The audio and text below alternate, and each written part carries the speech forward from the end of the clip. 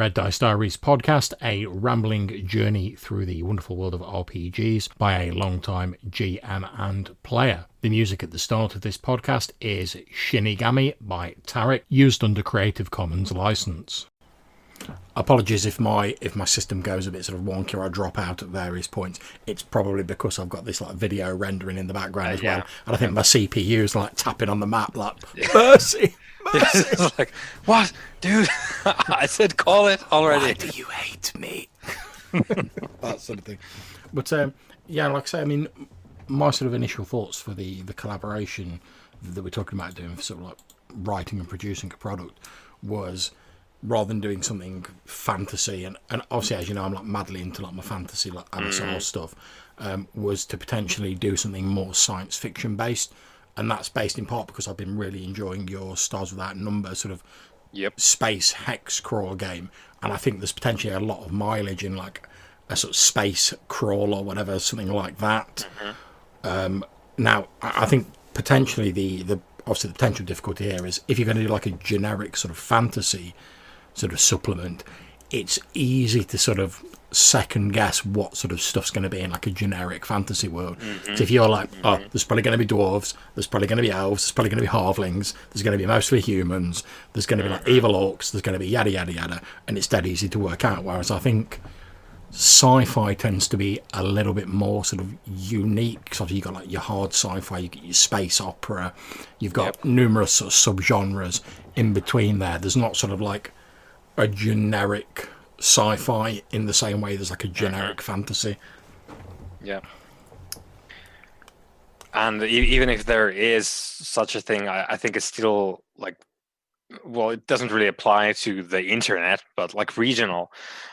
So like in some cases, it's going to be like the generic sci-fi is going to be Star Trek to some people, and to some other people, it's going to be Star Wars. That's it, exactly. I mean, in terms of like sort of OSR games, I would say the nearest to like generic sci-fi are obviously Stars Without Number and then White Star.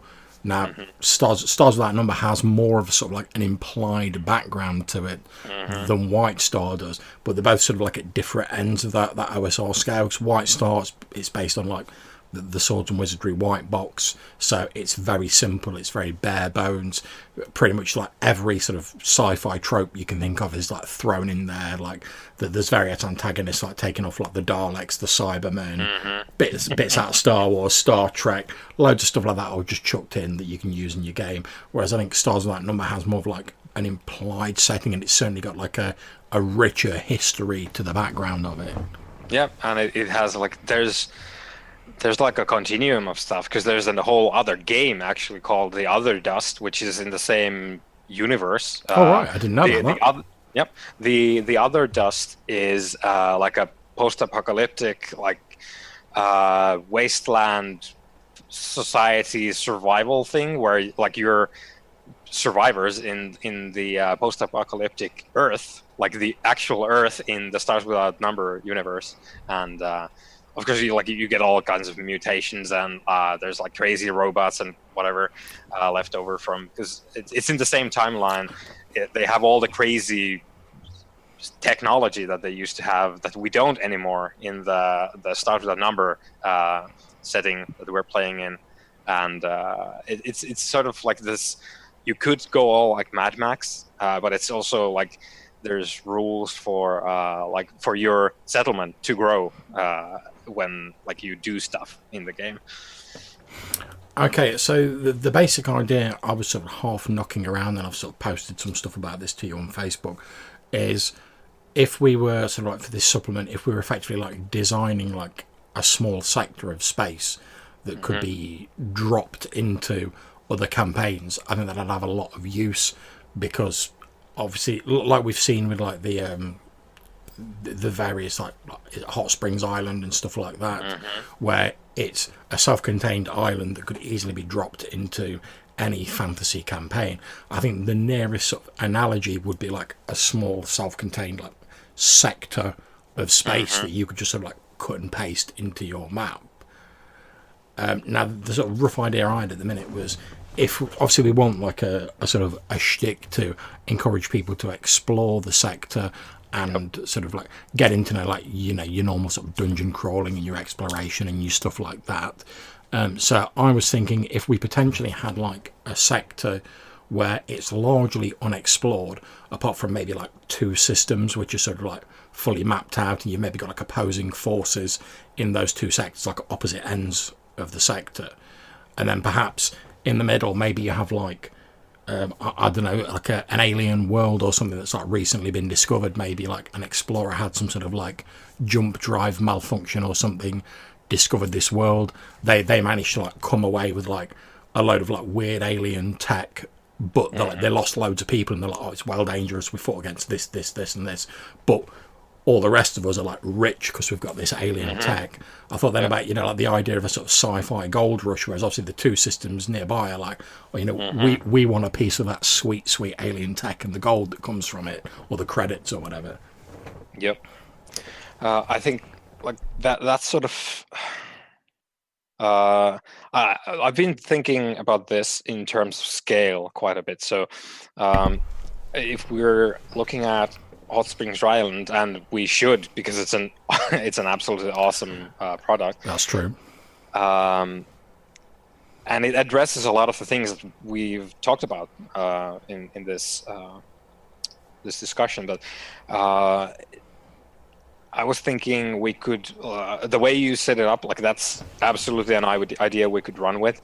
The other like scale thing that I had in mind was like we could do just a system, like one system, one, or like however many stars, whatever, but it's a single system. And like when you condense it down, you get a different feel, obviously, than the whole like, oh, we're jumping around in space, like doing that whole thing. But I think I was leaning more towards this, like maybe just do like a one system thing, because then you can make it more of a pressure cooker thing.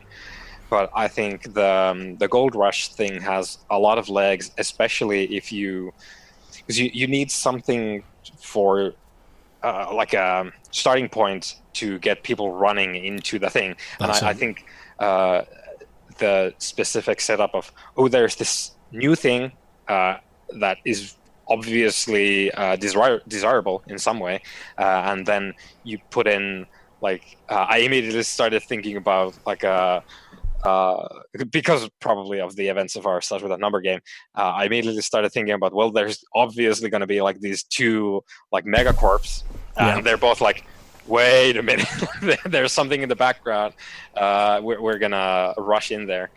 So like you give them like 2 separate and distinct factions. Obviously, like you include a lot of detail and make them detailed, and then like that can be your starting point. Like there's these 2 powerful factions that want to go there and do X, and then you can start from that. Yeah, I really like the sound of that. I think that's a great idea. So I'm just going to jot down, so a single star system, sort of pressure cooker.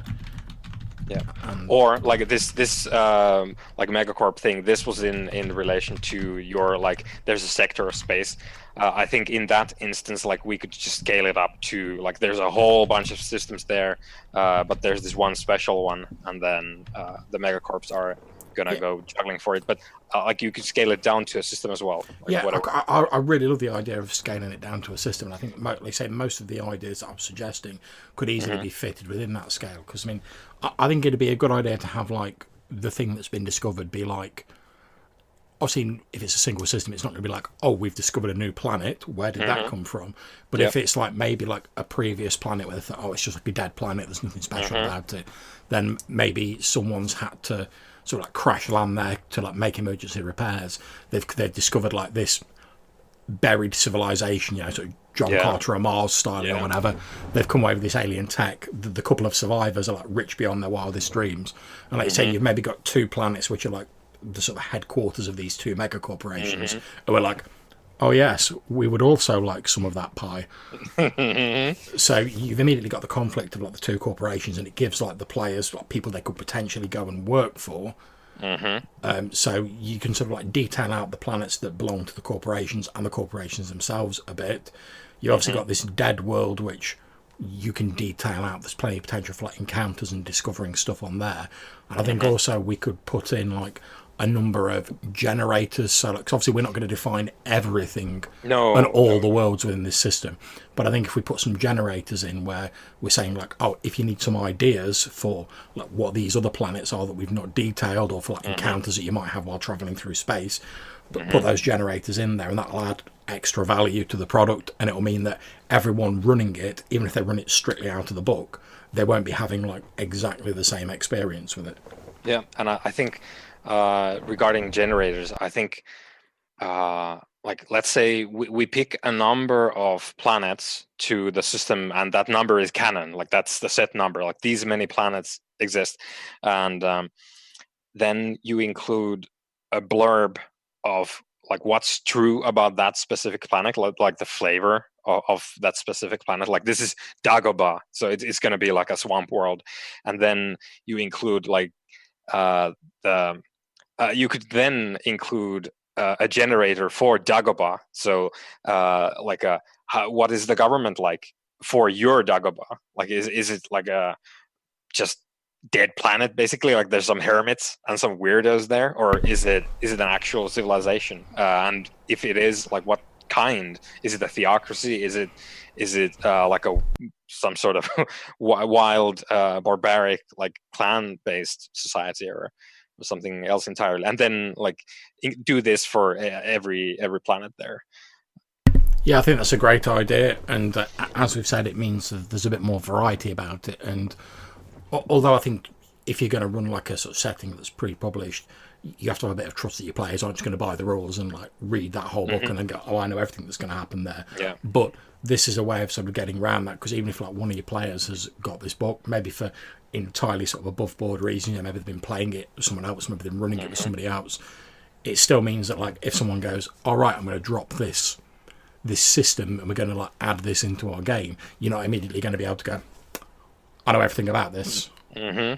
Yeah, and we could even extend it to let's assuming we go with the idea of like this dead world that's like got this alien tech on it. We could even have like a little table which defines like of the tech that's already been recovered and is known about by like the first explorers. Have a little table where it's like you roll on that to determine what it was they found. So it might be like, oh, they find strange new alien weapons like the megacorps are like trying to like reverse engineer, or maybe they found some like in your game, maybe they found some like anti-agapic, you know, like some sort of fountain of youth drug. Yeah, we actually found the fountain of youth on this planet. Exactly. So I think that'd be a good idea for a generator as well. Yeah, and I like the bit like it's specific to like the first findings. Like this is what we came up with the first time, and now we're going in for the second haul or the third haul or whatever, and it might not be the same thing going forward, but this is where we start.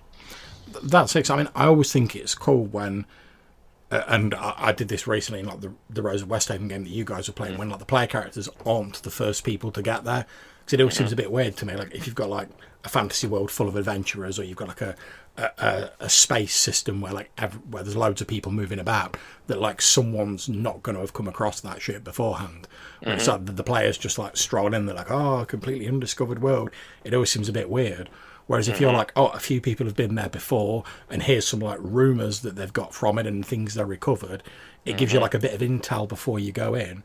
And I also think it, not more realistic because we're talking about like ridiculous sci-fi, but like it gives it sort of like a bit more flavour, because you're like, all right, well, can we find out a bit more about it? Can we like prepare ourselves before we go there, rather than just sort of like bouncing in as the first people there and being like, right, we don't know anything that's going on here. Yeah, and I like there's a lot of material in Stars with a Number that addresses just this thing. Like whenever you introduce a thing in sci-fi which is untouched for millennia, there's probably a reason for that, because people have lasers and rocket launchers and whatever. So if someone can't get into like the ancient super tech bunker, that's probably because they died. the defenses are insurmountable. Yeah, I mean, one of the sort of things I've been inspired by in this is there's an adventure for Lamentations of the Flame Princess, which is called Broodmother Sky Fortress. And the basic idea of the adventure, for anyone who doesn't know, is it's this huge floating fortress populated by giants, but they're not like your standard giants. They're like these weird centaur creatures that are like half giant elephant and like half shark man. And the idea is, because it's like this floating sort of like fortress, you can like drop it into your campaign world, and the idea is they just appear in your campaign world and they start traveling around and like destroying stuff in the floating fortress. The idea being that your heroes get up there and you find out what's going on. But one of the things I liked about it is there's different ideas at the start where it's like, oh, what do these giants want? What actually are they? So you could say like, oh, they're actually like demons. Oh no, there's some like crazy creation. Oh, they're just like a normal race that used to be like, they're like the last survivors of a race. And each of those gives you like a bit of advice for like flavouring the adventure differently. It's not like a random table, but it's almost like GM advice. Like, you can come up with your own ideas, but like, here's a few things we've already thought of and that you might want to take into account. So I think anything like that where you're sort of adding repeat value to a supplement has got to be a good thing. I mean, that's certainly something I think we could do with the supplement we're talking about. Whereas if we're sort of like, right, okay, it's a dead civilization that's like once lived on this planet, all that's left is like the ruins and bits of their tech, you could have like 2, 3, 4 pages where it's like, okay, what was this alien race like when it was like in its prime? And then you could have like 4 pages, each one with like, oh, maybe they're a warlike conqueror race, in which case you might want to like flavour it a bit like this. Or maybe they were a peaceful race who were like wiped out by disease and they were frantically trying to discover a cure for it in their last days, and you can sort of like flavour it in different ways. So I think that might be cool. For sure. I think for like, we need to pick the locales, whether that's like planets or locations on the planets, that we're going to go into deeper detail, because I don't think we're going to like detail, like we were talking about, there's going to be like a generator for, let's say, like the swamp world, but it's not going to like give you everything. It's going to give you like, this is the general like government type, the people are like this, and this is the weird thing about the planet or whatever, and this is the reason to go to the planet, and that's it. But like for other stuff, I imagine we're going to want to go into deeper detail. So how many do you think? Like, obviously, like the main thing is that this one planet has something that nobody else has, so these corporations want to go there and claim it. So that's one. Well, I think we're definitely going to have to define the two like sort of corporation worlds a bit more. I mean, potentially not in exhaustive detail, but certainly in enough detail that you could just pick up the book and be like, all right, okay, I know what corporation A is doing, and I know what corporation B is doing, and I know that if I like decide to work for them, the GM's got some like details on like their home world and what they want and why they want it, sort of thing. So I think there's definitely those 3 worlds, like the 2 corporate worlds and the dead alien world. So I think one of the things we need to first think of is like, how many actual planets do we want in total? Because we've already got 3, so we've got to have at least 3. I'm thinking maybe a 6 or 7 max, maybe 8. I don't know. Depends on like how many like do we want to include like the sort of like sci-fi stables in the sort of like planetary lineup? So do we want the desert planet, and do we want the like ocean planet and the jungle planet? Or well, how about if we go for 8 planets? How about we define 4 of them? So we've already got 3: the dead alien world, the 2 corporate worlds.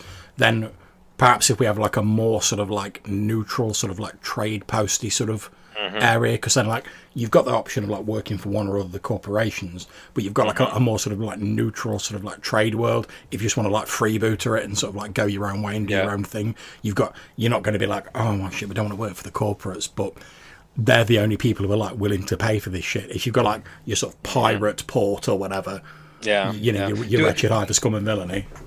On that note, like, do we want to just like flat out say like, this is the pirate world, like these guys are pirates? Or do you know what? Yeah, I'm up for it. Let's just fucking, let's not even try and hide it. Let's just go for it. But like, this is pirate like, world. These guys will take your stuff. Unless you're friendly with them. Yeah, I mean, and that's potentially like a cool thing we could do, where like, obviously it's dangerous to trade there, so you've got like, you've got potential for like maybe like a random encounter table. You know, like every time you go and trade there, roll a dice to see if like something random happens, like someone tries to hold you up, or maybe they try and charge you extra taxes or whatever. But by the fact you're trading there, maybe you dodge some of like the consequences of trading with the corporates, so they're like more reliable, but maybe they take a bigger cut of whatever you're getting.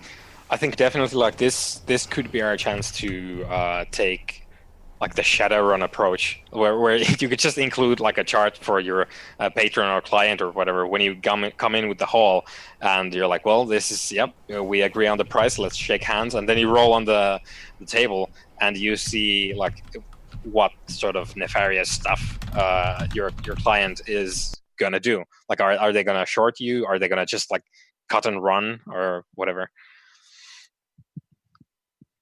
Yeah, I think that sounds like a good idea. I've decided that as a note on the random generators bit. And then for the corporates, of like you could just play with taxes all day. Like they just add on like the administrative costs just keep piling up, and you're like, what the shit?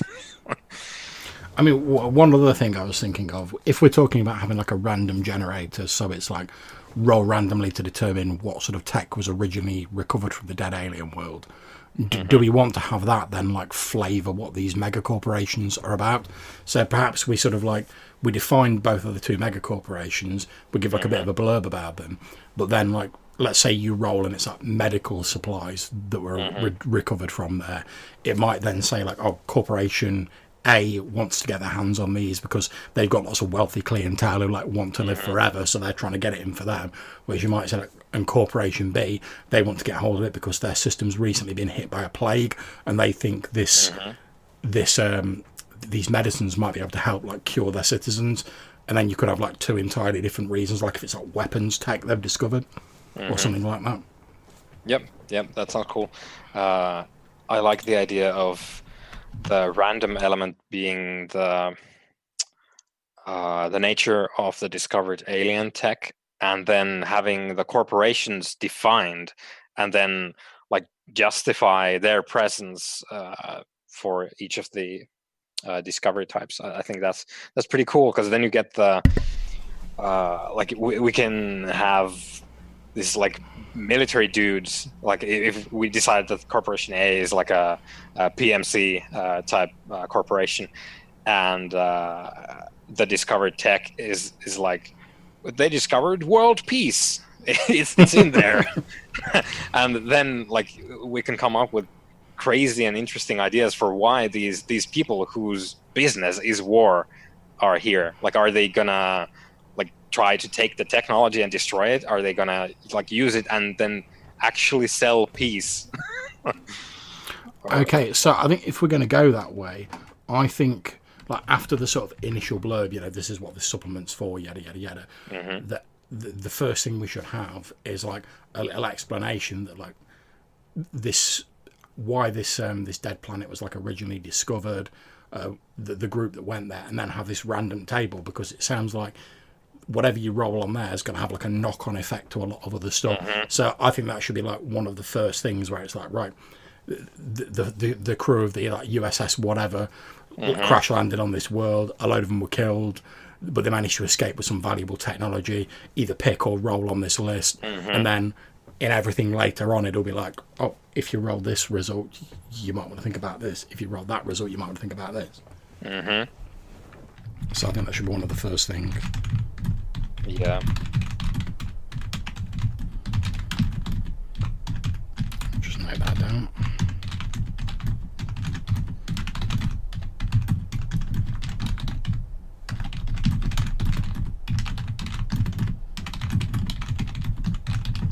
There we go.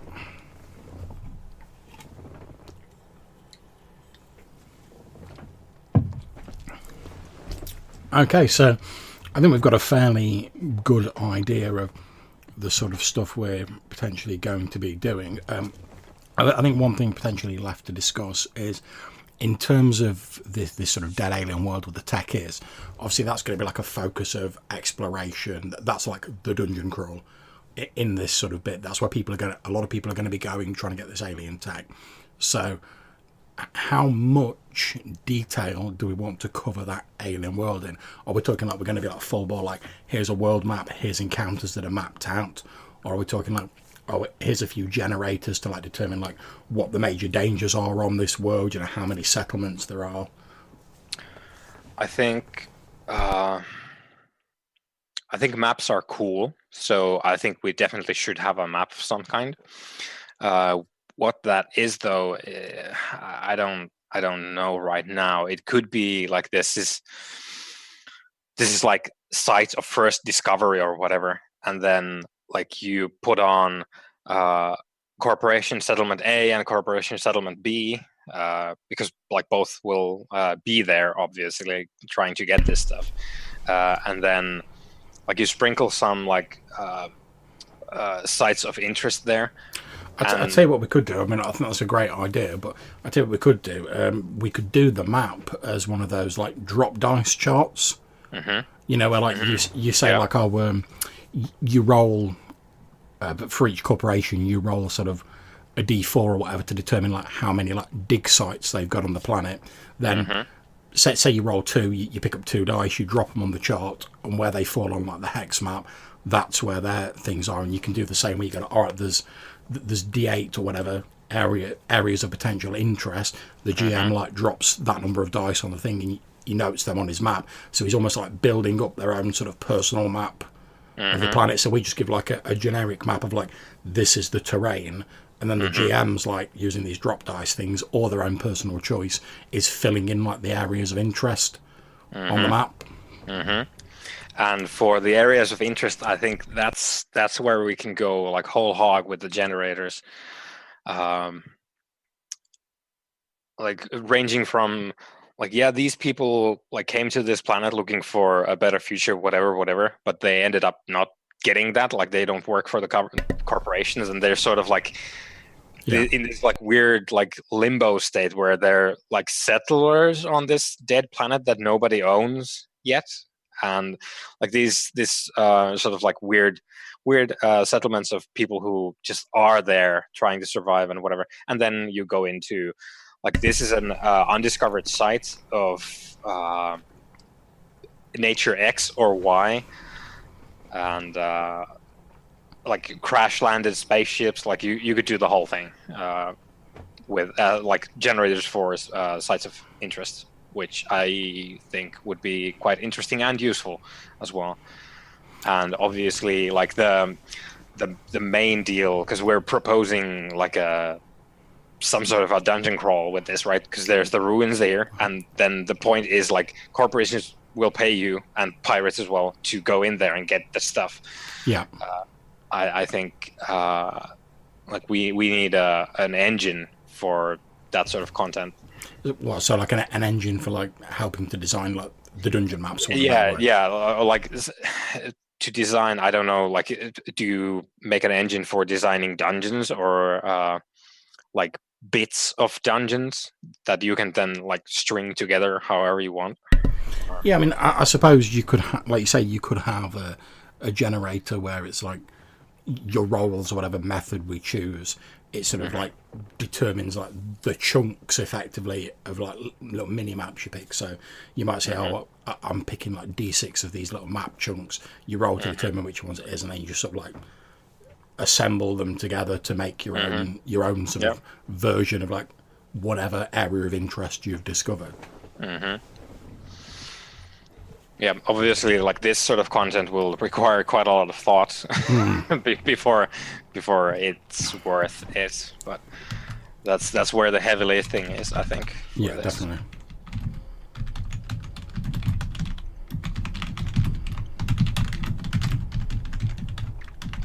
Yeah, I certainly think the sort of actual mapping of like the dead alien world will probably be one of the sort of later bits we do, because like you say, that's going to be a lot of the heavy lifting. But I think potentially before we get to that, we could have like a lot of the other stuff sorted out, and then we could sort of like focus both of our attentions on that final bit, because that's probably going to take up like a fairly big chunk of the book, to be honest. Yeah. Also, something that came to my mind, because if we were if we are aping something, we might as well ape Hot Springs Island, because it's a quality product. Yeah. Do we want to have like these sorts of Hot Springs Island-esque, like almost like storylines, like running in the background, with like important NPCs in the world with their agendas and things that they want, while like the point of the adventure or the game here would be like you go there and you do cool and weird and dangerous stuff, but also like there's, while you're doing that, like you could just go talk to this guy who is like the wannabe dictator of this new planet, and they have a scheme that you could participate in. Yeah, one of the things it might be cool to do is like for each of the sort of elements of the setting, so like the megacorps, the pirate world, stuff like that, maybe have like one or two NPCs where you have like a sort of write-up of the NPCs, so you've got like a face to go with that sort of element. So obviously you'd have your blurb like Corporation A is yada yada yada. Then you might have like on the next page you might have like a person who's like in charge of their like acquisitions department or whatever, and you could have like a little blurb about them. Obviously their goals might be a little bit different to the company goals as a whole. And you know, obviously we're going to have to be a little bit general because we can't be too specific because sci-fi, different technology and stuff like that. But you could sort of give like a broad idea of what resources they've got, you know, what their aims are, that sort of thing. And it's like say for your pirate world, you might have perhaps like the captain of like a local pirate ship who's out there, you know, trying to like rob stuff off other people, but like calls in at this pirate port to like make repairs and whatever. Then in like the sort of random space travel encounter thing, you actually have one of the things be like, oh, you've encountered him and his ship. And like that, either like, and how that plays out will be down to you, like in the encounter. But the GM will be able to refer back to the blurb of like, oh, I know it's Captain so and so's ship. I've got like a write up of him there, and like a rough guide to his ship. Obviously, they can like choose the stats for the ship as appropriate for their system, but they know sort of like what that guy's goals are and what motivates and drives him. Yeah. That was pretty cool. I wrote that down.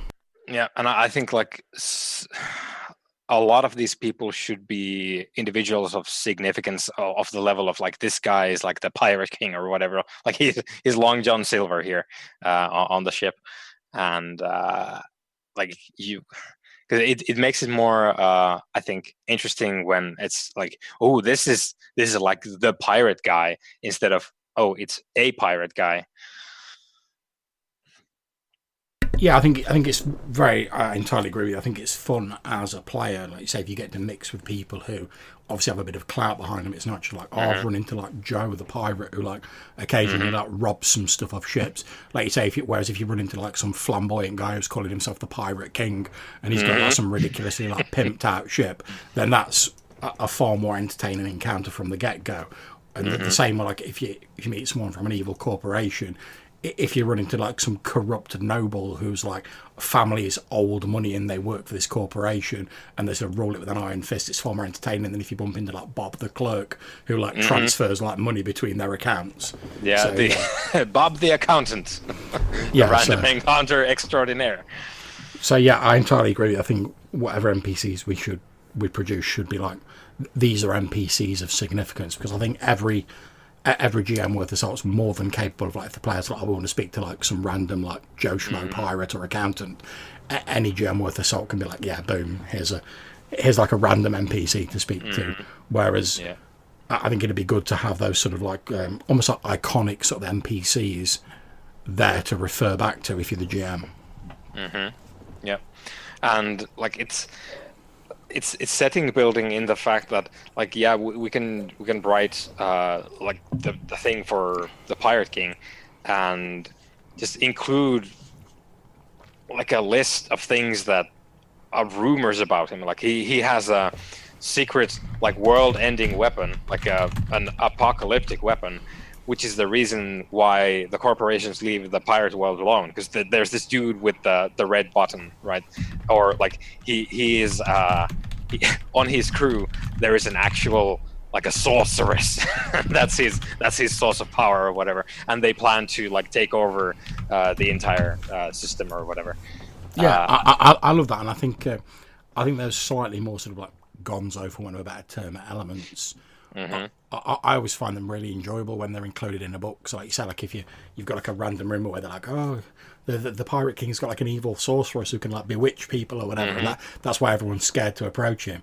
Now, I love that, and I'll be quite happy to like run a sci-fi game and be like, yeah, boom, there's a sorceress there, no problems. But again, because it's just a rumor, if you're a GM and you're like, I'm not down with that, like magic or like psychic shazamery, you can easily just be like, oh, it's just like a rumor, it's just like a scare story that like maybe he's put about to like stop people opposing him. So it gives the GM a lot of leeway to sort of like play with it. Yeah, and ideas, which is the thing that I really loved about some of the products that come out with like, oh yeah, they say that this guy is X, Y, and Z, and then you're like, ooh, that sounds interesting. Like I wanna play with that. Yeah, and that's a really good idea. Yeah. And obviously, like you can flavor that because we're I think leaning towards like system neutral-ish, or like generally like D20 leaning. Yeah, I mean, I think one of the best approaches would be like, say, try and keep it system neutral, so we're not talking about like, having loads of stats for like NPCs, because I think if you've got like someone who's like, oh, we've got this guy who's the Pirate King, and you've got all his description and his background and roughly what resources he has access to, it's not difficult to go like, oh, well, I'm running stars without number. I'll look up the stats for like a pirate captain and just like stick them onto it. And I don't think a lot's going to be gained by like having like reams of stats for different games for each NPC. Yeah. But I do think one thing we'll have to like probably put in the blurb at the start is like there's a number of concepts where we're going to have to sort of talk about them in like a general fashion. So like if you're talking about people who are like traveling generally in space outside the sector, you might have to like mention like hyperdrives or whatever. But obviously you have to say in the blurb at the start, like if your game system doesn't use hyperdrives, or they have like spike drives like stars without number or whatever, obviously you'll have to like flavour that for the specifics of your own campaign. Yeah, I think it's going to be along with like our lasers. Like we talk about lasers, but they could be either like the beams or like the blasters from Star Wars.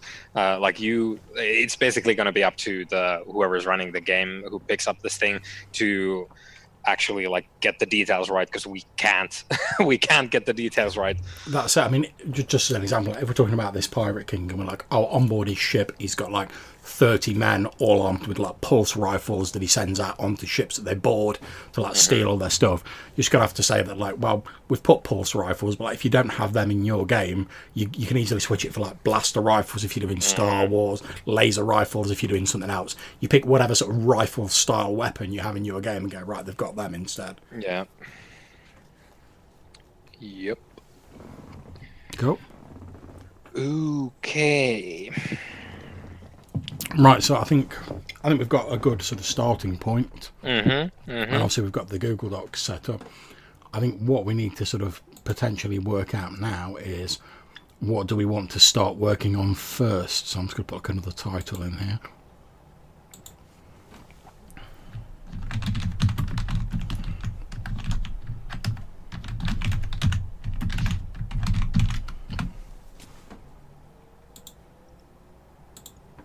Yeah, so like I say, how do we want to split it, and what do we want to start working on first?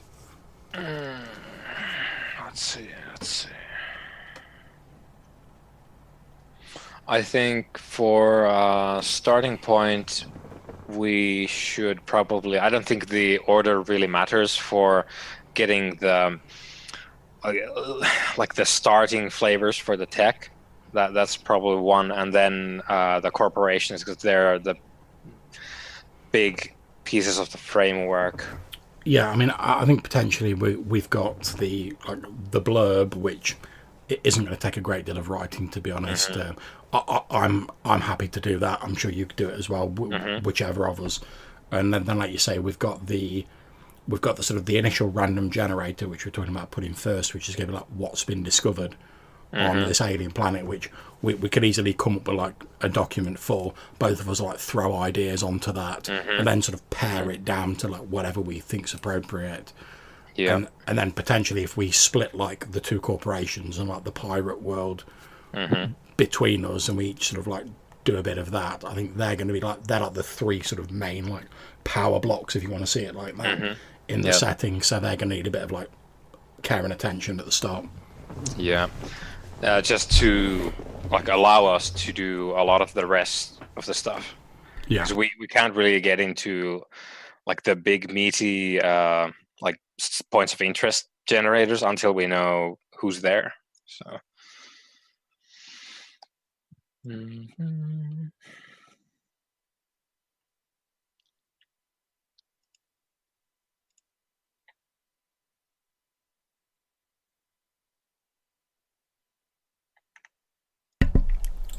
Okay, so if I go with writing the blurb, because I don't think that'll take a lot of time, and get something done for that. If like say, if we have like a document and we chuck ideas on it for like the initial alien discovery, then we can simply like discuss that between ourselves and what we want to keep, what we want to take out. Yeah, I think that should be like to start with, just like you said, like a doc, and then we both just spew in stuff, and then we figure that out afterwards. Okay, then if we split the corporations, so like you sort of like think about one, I'll think about one. So put you down for corporation A, put me down for corporation B, and then how do you want to split like sort of working on the pirate world? Like, do we want to have factions inside the pirates, or do we want to ride with the whole like, yeah, there's this legend of the Pirate King, and that's it? Or do we want to have there's the Pirate King, and also this other faction that sort of like challenges the king? I think what it might be best to do is if we go for like having the sort of like the Pirate King is like the main faction, because like, obviously he's the Pirate King, because he's united a lot of the other pirates like behind his banner. And then we effectively say like, oh, there are other pirates, like sort of like freebooters and stuff like that.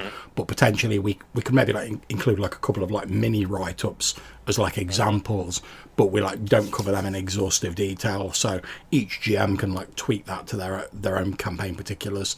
We could just go with the whole like, this is straight from what's it called, Black Sails. All right, yeah. Yep. So like we have the king, and he has a ship, his crew, that's his like regular group, and then obviously like he is the king, so he has some political power for some reason. He has been able to unite most of the pirates, and then you list like these are like example crews that exist inside the pirates. So like this is the fucking Jolly Roger crew, and this is what they are like, what they think about the king, where they are, like what are they doing, and like just have like a whole bunch of those, and then like these all comprise the pirate faction, and like in there in the list, like you could just have like, yeah, these guys are not following the king. Like these crews do not care about the king at all, so they will probably not be friendly if you go about with the king's business. Yeah, that's cool. And because obviously potentially, as well as sort of working for the corpse or going your own way, maybe depending on what sort of campaign people are running, maybe they want to throw in with like either the Pirate King or one of these smaller crews, because they're like, oh, you know, we want to try and like build ourselves up. Maybe they want to try and like become like the new Pirate King or whatever. Yeah, they just go like, we are a crew and we're here to shoot and loot. Yep. I guess like we could just split it, like you come up with some crews, I come up with other crews, and then we figure out how many we want. Okay. I'd say at least like a dozen to start with. So like 6 each, effectively. Yeah, let's go with that. Okay. Then perhaps once we've done that, maybe we either want to pick one of those to like elevate to like, yeah, this is the Pirate King, and we sort of write that up in more detail. Yeah. Or we look, if we look at those 12 and we're like, oh, none of them are really suitable, we'll just get together and be like, right, we'll write like a 13th, and that's going to be the Pirate King. Yeah. Okay.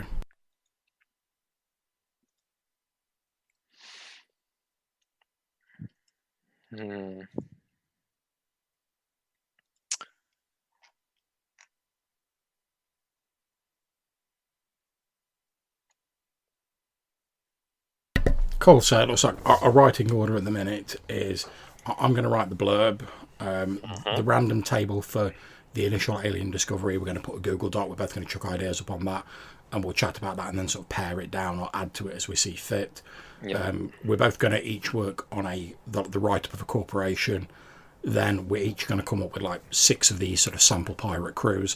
Once we've got like the 12 done, we'll then pick one of those that we think, yeah, this would be good for the Pirate King, and we'll sort of like add on to that and expand on it. Or we'll go, we want to keep all of these as little ones, and then we'll like sort of collaborate together to create like an extra one, which is going to be like the big Pirate King blurb. Yeah. Cool. Well, I think that's a good sort of working order to start with. In terms of sort of like sharing information, I'd suggest it might be a good idea for like each of these sort of articles we're doing, if we had like a Google Doc for each of them. Yeah, So like if I sort of I'll stick this Google Doc that we're looking on now, if I stick it in a folder, then I create like other documents, like one for each of these things we're talking about. Obviously, I'll give you all the links and whatever, and sort of share the folder with you, so you can go on it and we'll be able to see where each other's up to with the respective writings. Yep. And obviously there's the comment feature, so like if like one of us is writing something, the other's like, oh, I thought it was a cool idea, you can sort of stick it on as a comment. Yep. Sounds like a plan. Sweet. Should we make like a separate like Facebook group for this, or do we just want to operate through the Google folder? I think it might be a good idea to like create a separate Facebook group for it. I'll make a note, and like once we finish this, I'll set that up and like stick us both in it. Yeah. Of course, we haven't discussed the most important thing yet. What we're going to call the it? name? Yeah. But I mean, potentially, obviously, we just need like a placeholder name at the minute, because like depending on as we're going along, we might think of something better, or we might come up with a much better name near the end. So I just think we need a sort of like a placeholder name at the moment.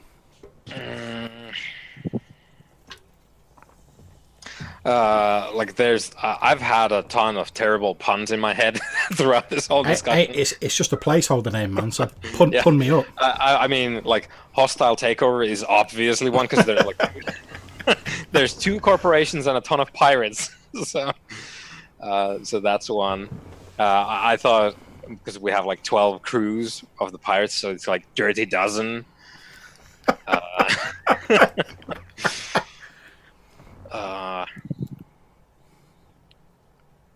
I think perhaps we should go for a placeholder name that maybe like speaks more to like the whole sort of like dead like alien world, because obviously that's like the main shtick for like why people care about this system.